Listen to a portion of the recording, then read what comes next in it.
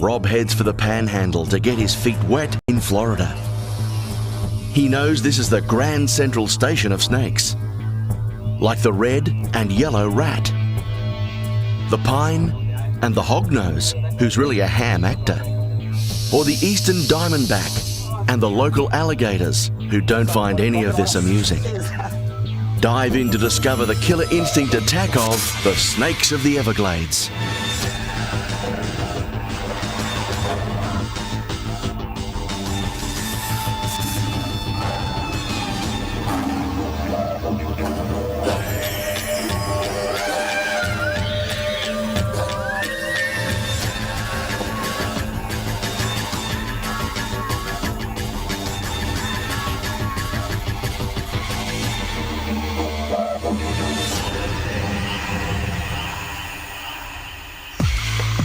I'm here in Florida, and that's one place in North America I just had to come to for more reasons than one. And one of those reasons is there are more snakes here than anywhere else in North America. A couple of other reasons are all of those little creatures that these snakes have to eat to keep alive, and there are a lot of other animals as well. What's so different to Australia is that most of the snakes I'd find there would be venomous. Here, most of them are going to be non-venomous. In fact, 60 species of snakes live in Florida and only 6 are venomous. And these 6 venomous species I've got to find. And from what I've learnt and heard, a couple of them are real scary ones too. The dense, humid Everglades are filled with life. It's not long before Rob finds it hatching right in front of him.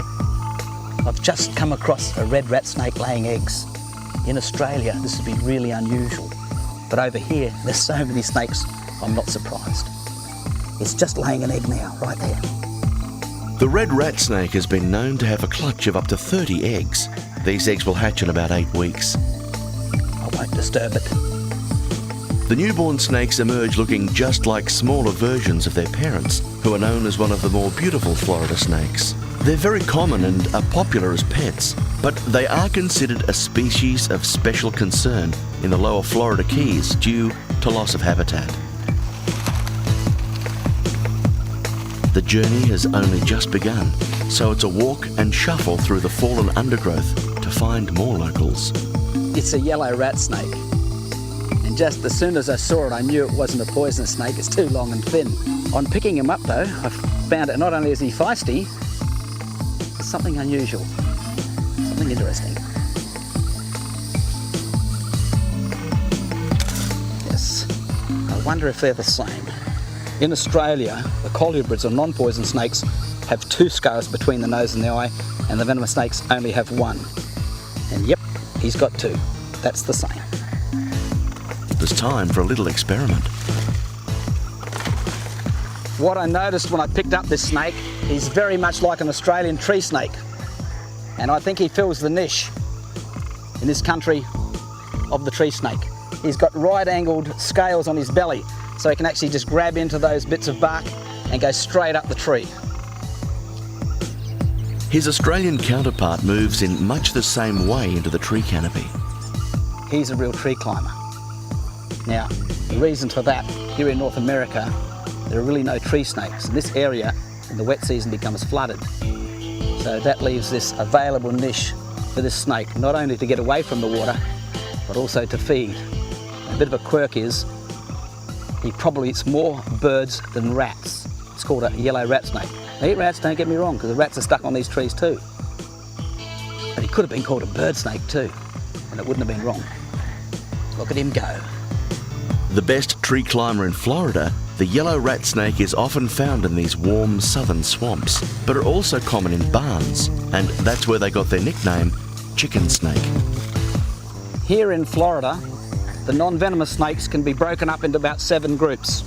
And even though there's an overlap in their food, each one has a niche which it exploits almost exclusively. Yes! I don't know what you are. Rob's found a mole king snake. He's the right colour. Just check, it was wriggling his tail too, but when I first saw it, I thought it might have been a pygmy rattlesnake. It's got the right pattern, and it wriggled its tail, but there's no rattle. But then the pygmy rattlesnake sometimes doesn't have a rattle. Wrong shaped head, and it has two scales between the nose and the eye, so straight away it tells me it's a kind of a colubrid. I'll have to look it up in a book, see what it is.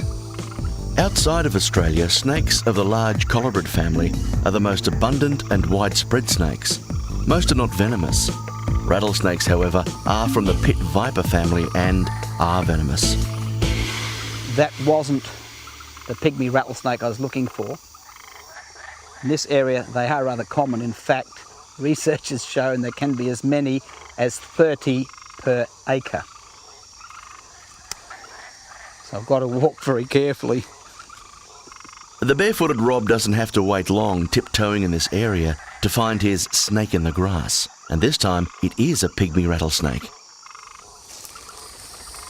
And when these pygmy rattlesnakes are out hunting like this, you not only have to watch your toes, it's your kneecaps as well. Okay, mate, I'll bring you out here where I can get hold of you. Look at that, eh? Pygmy rattlesnake. Not only is it the smallest rattlesnake in the world, it's also the most ancient. And it almost doesn't have a rattle. It shares the exact same habitat as that biggest rattlesnake, the eastern diamondback. Simple reason, he only eats frogs and lizards, and that's why I was up hunting on a branch, waiting for possibly an anole to come past. No direct competition. They can coexist quite nicely. You're as pretty as they reckoned you would be. Beautiful little snake.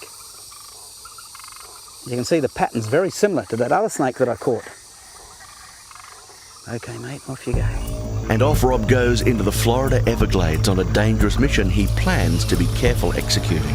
Not wanting to make a big stink, he handles the biggest and the smallest, the least and most venomous. And would you know the difference between a venomous and non-venomous snake, even if you knew the rules and you found it in your top pocket? And if you never smile at a crocodile, what do you do to an alligator? Next up, Robbie jumps around like a kid in a critter shop while snakes try to give him the hint. He's really, really dangerous.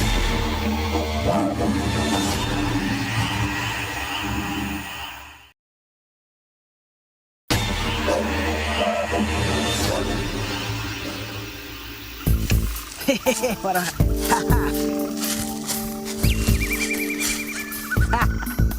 This is often what harmless snakes will do.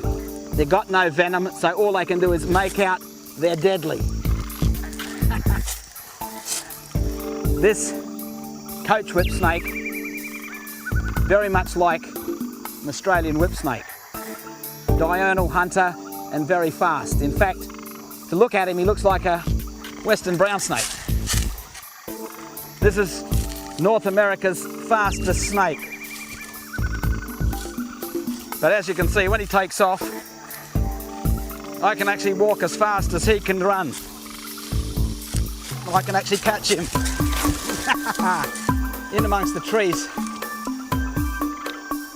He also has two scales between the nose and the eye, non-venomous. Beautiful snake. Okay, mate, you can go again. Off you go. Coach whips and racers fill the daytime niche out here. They're very active lizard hunting snakes.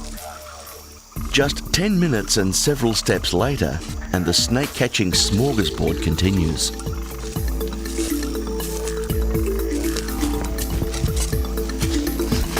Hey. Look at this big fellow. Let's bring him out in the open and see if he'll react for us. Rob knows that these guys can hiss loudly and vibrate their tails when surprised, and is trying to get him to put on a show. But Rob seems to be the only one who's shaking his tail. Look at that. This large colubrid is called a pine snake.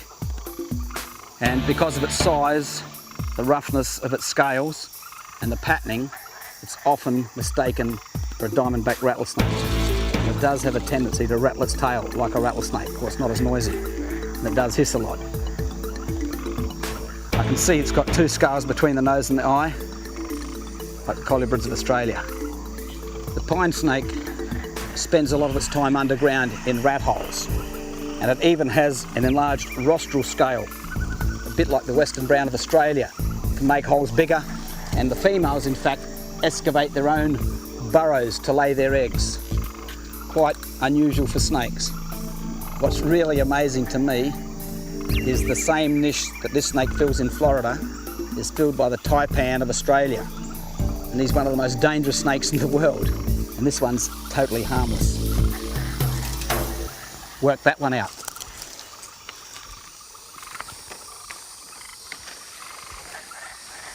Treading carefully in this area is a wise decision, but it's not just the reptiles you have to watch out for. Certain mammals can get right up your nose too. Rob approaches with caution and respect. There's no 2 guesses at what this animal is. It's a skunk. Now, it can't really hurt you. If it turns its back to you and raises its tail and squirts you, you'd be really unpopular for about a week. One of the other hazards of the North American bush. But animals here are so abundant, you often encounter the same species more than once. This is something you don't find too often. A Florida pine snake on top of the ground. It's only at this time of the year. The first rains, they come out. They spend most of their time underground in rat holes. And that's not the only thing. Rob just might get his show this time. Just about every snake that I know wriggles its tail and hisses. Now, the rattlesnakes have taken that wriggling of the tail to the top of the scale. And this particular snake has taken hissing to the nth degree. And there's no doubt about it. If you came across this snake and it hisses like that, you would have to think he's really, really dangerous. But it's not. It's a harmless snake. And that's all it's got to try and chase predators away, to stop itself from being eaten by other things or killed by a human. He's not happy, but then I'm bigger than he is. Look at that. Off you go. And thanks for the performance. Next up, it's US possums, Australian quolls, and even snakes who play possum. Like, yeah, I'm dead. I'm dying.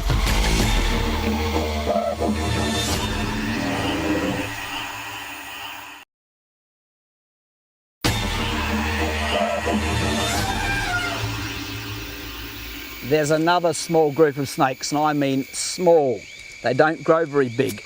And they've got the only other niche that's left. That's the bugs and the worms, like the ringneck snake. And this will be one of the best places to find them, where the bugs are. There's not enough gap there, but down here, look at that, there's one. And they're pretty little things. Look at that, brilliant orange belly, ring around the neck, and that's about as big as they grow. There aren't many snakes that eat bugs, but America has quite a few. The moist woodland is the perfect habitat for this little ringneck. It's in a hurry to get away because he's a nocturnal snake. Oh, go in, eh? Oh, well, off you go. Rob then notices that something has this owl's attention. Here's a little snake. You've heard of the saying, there's more than one way to skin a cat. And here's the snake that's the epitome of that saying. It actually looks very much like a pygmy rattlesnake. It's called a hog-nosed snake. Here he is, hiding his head so he can't see him. Even opened his mouth like he's dead, he's dying. Look at that. An amazing snake. Acts up, looks like a rattlesnake, a bit like a cobra even, can eat poisonous things and then play dead. If I put him over this way, he'll roll back over into his back. You even notice that the tongue's hanging out, stuck out of his throat like, yeah, I'm dead. Rob's so used to looking down for snakes, a quick look up finds another creature. Well, here's a familiar face, or should I say familiar animal, because the face looks nothing like the Australian possum. This is an opossum, a North American marsupial. Amazingly enough, a lot of people don't realise that the Americas have a lot of marsupials. It's not just Australia that's got them. Prehensile tail, little hands, face nothing like a possum though. Not an Australian possum. This is an Aussie common ringtail possum, the smallest but the most widely distributed of all the ringtail species. But Rob takes a closer look at the face. It looks familiar. I can see a couple of fangs hanging down. His mouth looks very much like an Australian native cat or quoll's teeth. This is a spotted-tailed quoll, or tiger quoll, the largest quoll of the species in Australia. They're aggressive predators known as marsupial carnivores. This one's only a young one. They get a lot bigger than this. But its eyes back down for the slithering army Rob's here to find.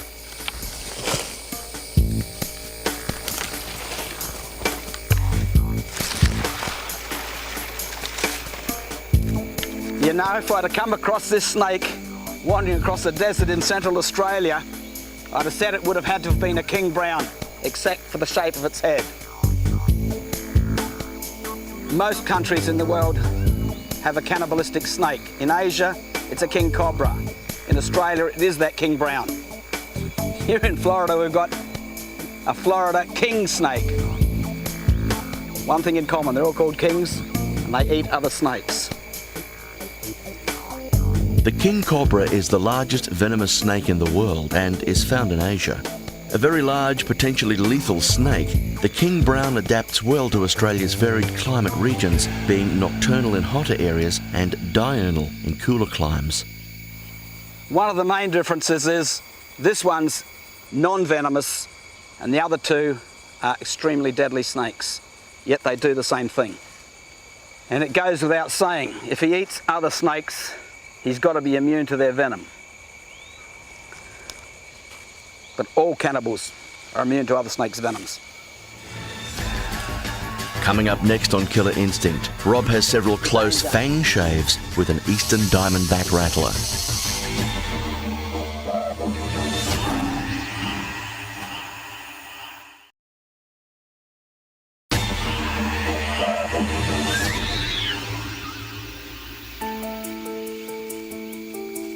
There's a snake endemic to this kind of habitat that holds its own against all other snakes just through sheer size. Rob sneaks up knowing it's harmless, but it does look like a deadly Aussie snake.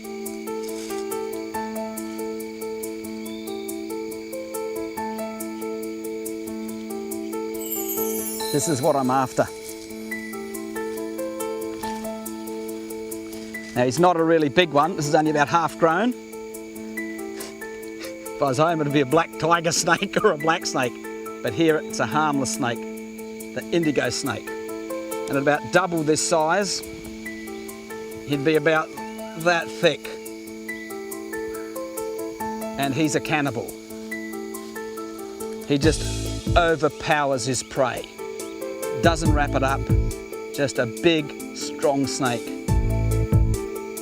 And they like to live down these holes. These are gopher tortoise holes. And I suppose the reason is, holds a lot of his prey items, the other snakes, and being such a big snake, he's got to have a fairly big hole to live. Look at that, eh? The indigo is diurnal, that is, active during the day and eats just about any vertebrate that he can swallow. There's a couple of lumps there. I wouldn't be surprised if that's where he's been bitten by a rattlesnake. He's immune to all other snakes' venoms. In Australia, his niche is filled by a snake called a king brown, and he's quite venomous. But there's still one that lives in these oak wood hammocks, and it's big and it's venomous.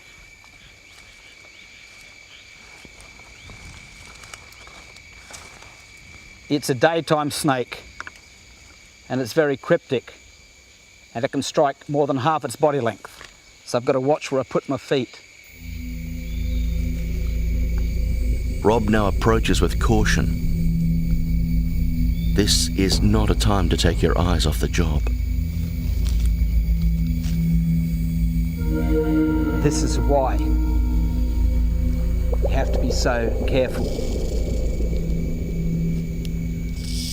This is it, people. This is the holy grail of rattlesnakes. It's the biggest one, the eastern diamondback rattlesnake. This is a classic way they hunt.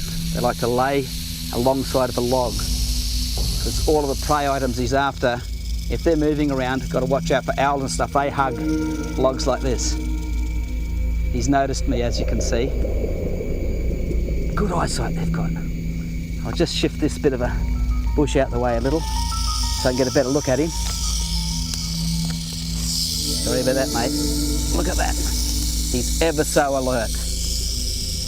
What's interesting about this type of habitat, the indigo snake and this rattlesnake share the same habitat, living down gopher tortoise holes. And the reason they can do that is because they both are the biggest of their species, the biggest rattlesnake and the biggest colubrid. The rattlesnake eats rats and even rabbits. That's how big he gets. Whereas the indigo snake, even though he eats rats, he's more of a snake eater. The only reason they can coexist down the same gopher tortoise hole is because he's too big for the indigo snake to eat.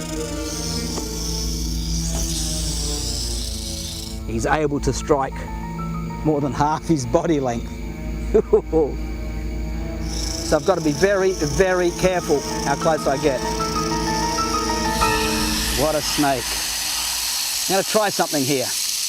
Always wanted to do this, especially brought a hand. I'm going to try and show you what might happen if you try and pick up a rattlesnake by the tail.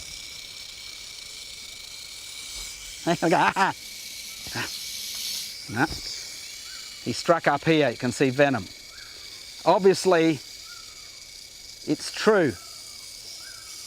His heat sensors tell him that this isn't danger.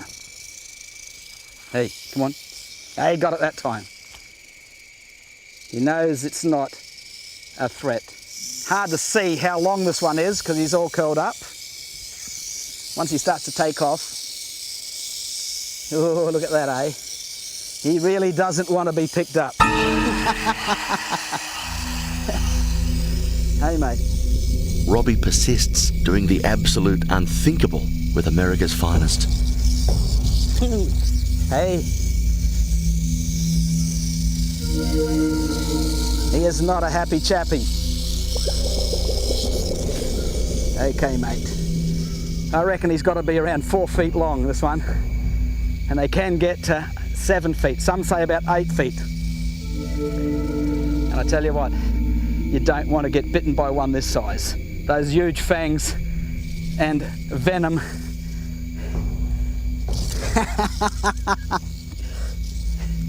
Hey, hand comes down, huh? You're playing that. He knows that's not the danger. He knows that I am the danger. Not a silly snake by any stretch of the imagination. Those heat sensors and that eyesight. If we compare this rattlesnake with a coastal taipan from Australia, which is our most alert venomous snake, taipan's got nothing on this one. With his heat sensors and good eyesight, he's just heads above. I've got to take my hat off to you, mate. Thanks very much. Robbie continues rattling around Florida and finds the most venomous in the US next. Now, is it this one or this one?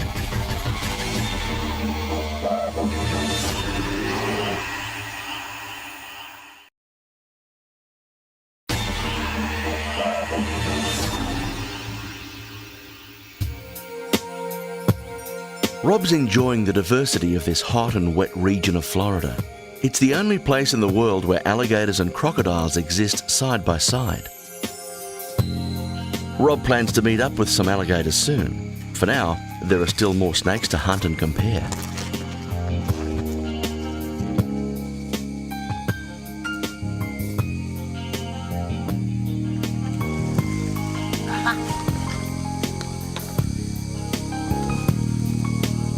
This is just what I've been looking for.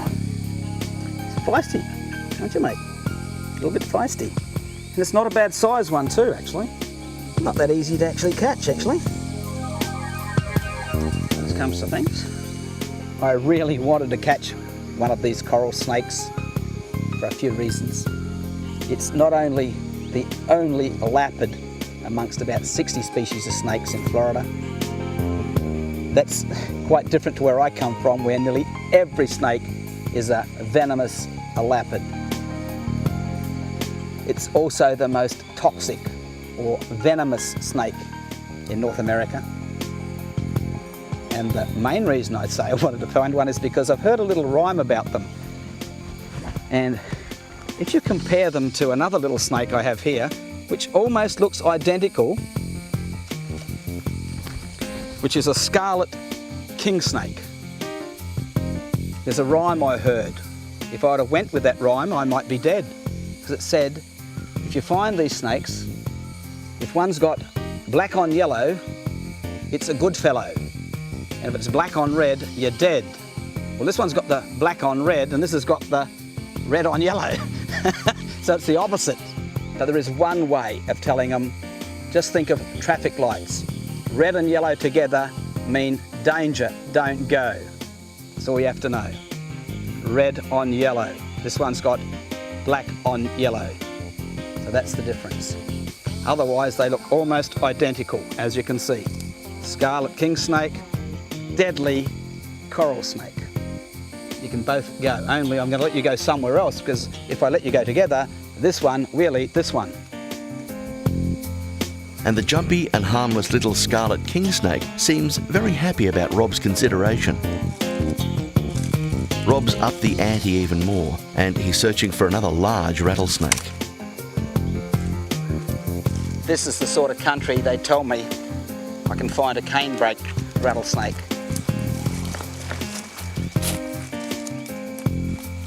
And they grow big. A subspecies of the timber rattlesnake, this close cousin prefers lowland areas such as swamps and canebrakes rather than the higher elevations. Just look at that. Look how well camouflaged it is. Without that rattle, very, very difficult to see. I'm glad he's letting us know he's there, because if he was in the bush a bit more, he would be very, very hard to see.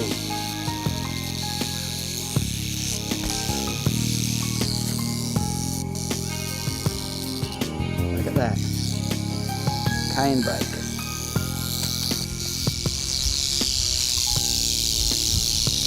Well, this one looks like he's about 4 feet long, and that's a fairly big rattlesnake in any man's language. But they get bigger. Look at the size of its head. Imagine the size of its fangs. Neurotoxic as well as hemotoxic, which means it attacks your blood, tissues, and the nervous system. And I reckon a bite from one this size would be pretty well equal to be bitten by a taipan. There's one big rattlesnake. But a quick farewell and off to find another local snake that terrifies humans. Most people wouldn't see a snake camouflaged in the leaves like this one here. But when you've been doing it all your life, you notice the unusual things, the odd coloured leaf that's just too even. Like this copperhead here. Because of its cryptic nature and its widespread, the copperhead bites more people in North America than all the other venomous snakes put together. And you can see why. They camouflage very well, and it's very easy to actually stand on one. Come on, out you come. Come on, out you come. They like to hide. They're basically an upland water moccasin or a dryland moccasin. Come, but you can see the colours, same as the leaves, same shapes, so you can see why they camouflage so well. Sort of snake you don't want to step on. Coming next, Rob gives his bare feet a rest, but not his hands, and later says g'day to an alligator.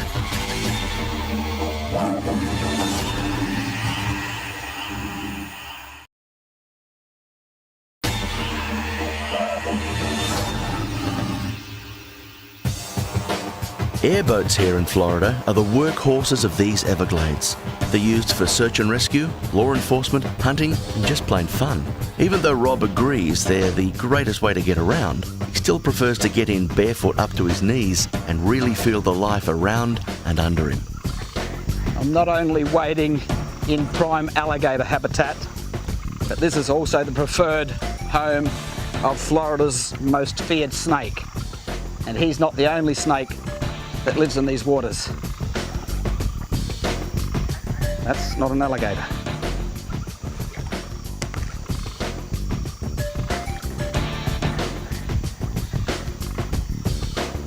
I'm lucky I stood on its back.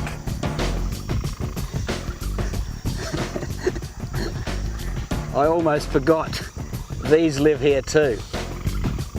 Not an alligator, but it's called an alligator snapping tortoise. And this is only a baby. I think the record is 300 pounds. This strange looking tortoise is nothing like you'd find in Australia. We don't have anything with a tail that long. It actually looks like a lizard's tail. And nothing with a head and beak like that. And this one actually uses his tongue as a lure. Lays around in the swamp, opens its mouth, wriggles the lure, a fish comes past, and grabs it. That's why they're called snapping tortoises. And I just hate to think what it'd do to a toe. And he's only a young one, a baby. Well, looks like a pretty good spot to find what I'm looking for. I'll probably find it with my feet before I'd see it. Believe it or not, this whole area is affected by a harsh cycle of wet and dry. In the winter months, this broad wetland becomes a near desiccated land interspersed with pools of water to where wildlife scrambles. Spring thunderstorms indicate the start of the wet season, and the area is then revitalised and covered with water. The wildlife then disperses back through the Everglades to repopulate and refill the food chain. It naturally cycles back when the rains cease in December and the dry begins again.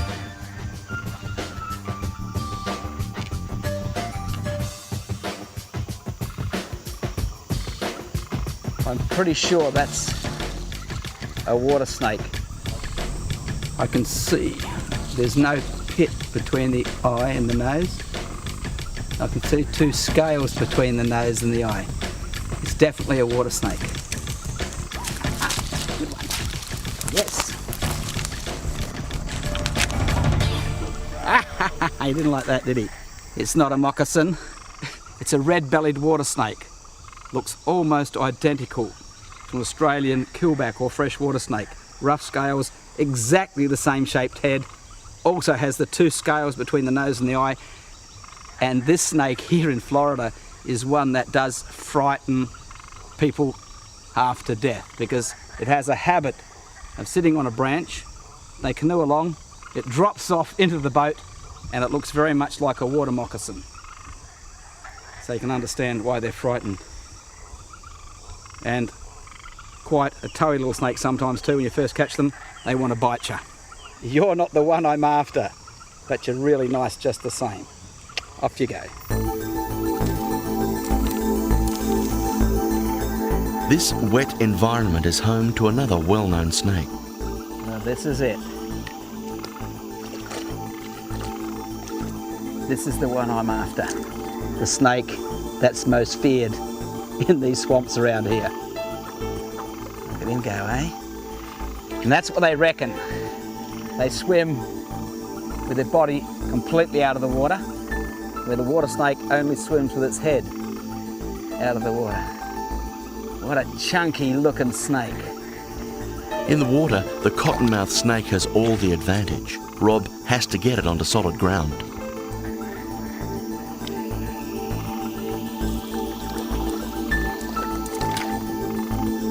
I want to catch you on the land, mate. This water is going to be too hard to catch you. Okay, good boy. Hey. Oh, look at that white mouth. The reason it's called a cottonmouth is because his mouth is so white. Look at that. Oh, do you see those fangs? True pit viper. Look how hinged they are. And long. Look at that. Actually, he's lost one there. One of his fangs. Replacing fangs. That's what they do. That is one of the fangs of this fellow. All venomous snakes replace their fangs. This one drops out where it came from. You'll notice there's still another fang in use. Right there. There it is. Sometimes they can have 4 fangs in use. That's the other one there. Look at that fang there. True pit viper. Hinged fangs and very long fangs. And that white mouth. That's why it's called a cottonmouth.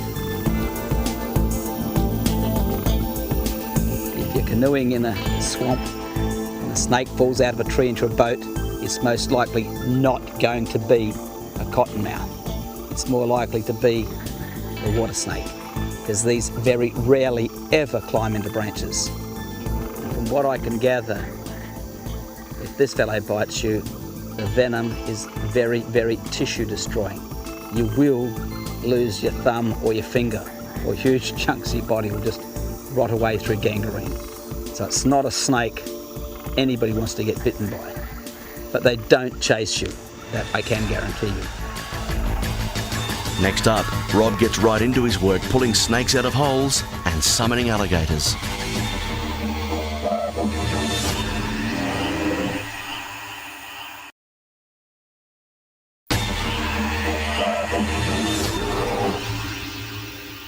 These days it's getting harder and harder to get right away from civilization. Rob laments the predicament of the natural world continually losing its habitat, and can't believe the lack of empathy from some people who complain about wild animals in their backyards when it's really they who have moved into the animal's backyard. It's a modern epidemic all over our growing world, but unlike people, animals must try to adapt. How about that? There's a highway just over there, and we've got an alligator's nest right here. Unbelievable. And that alligator is very near. Come on, come on, come on. Hey, that's your nest. Rob knows that a nesting female crocodile will very aggressively protect her eggs. He's about to learn the same is true for the less hostile alligator. It all begins with an intimidating display of hissing and slow advances. Hello, sweetheart. Well, compared to an Australian saltwater crocodile, I couldn't be this close.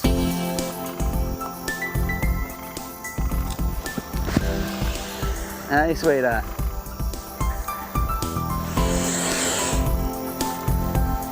What is very, very similar to the saltwater crocodile is they build a very similar sort of nest, and they do both defend the nest as well in a very similar manner. I'll just go around the other side. Come on, sweetheart, how you going, eh? Huh? But being so close to a highway, this one might not be so frightened of people, I don't know. Rob uses this stick back home to close the eyes of crocs, but on gators... There you go. Didn't like me touching its head, that's for sure. Okay, sweetheart, it's your nest.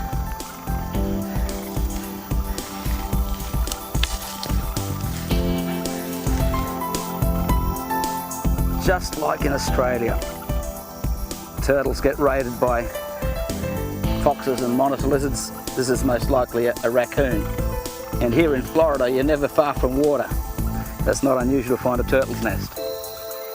Rob knows his Florida adventure is coming to a close. Australia has small pockets of rainforest and wetlands remaining, but nothing the size of these magnificent Everglades with its abundant wildlife.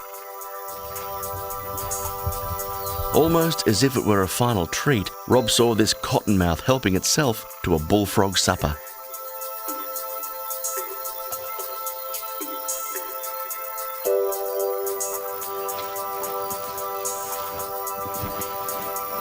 Believe it or not, this fairly large hole was dug by a tortoise, a gopher tortoise.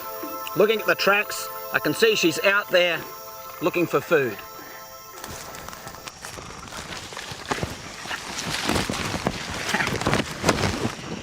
I knew it wouldn't be too far away, and this gopher tortoise is a real friend to two of North America's largest snakes, the Diamondback rattler and the indigo snake.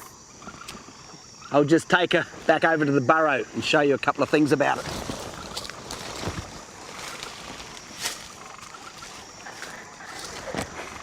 Here's the burrow and here's the tortoise.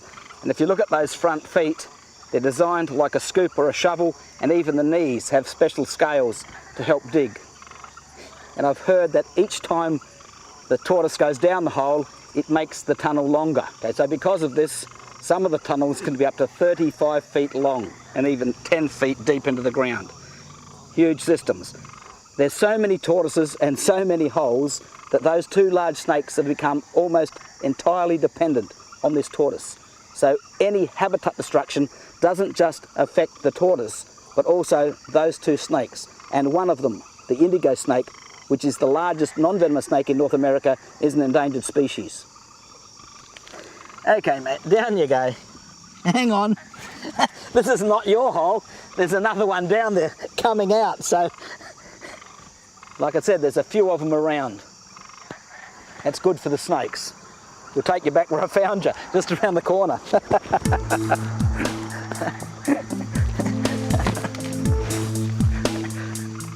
But Rob's soon back. He can't resist inviting himself into an animal's home. There's always something to play with and learn. Come on, lady. It's a male, this one I can feel. Come on, out you come. Oh, yes.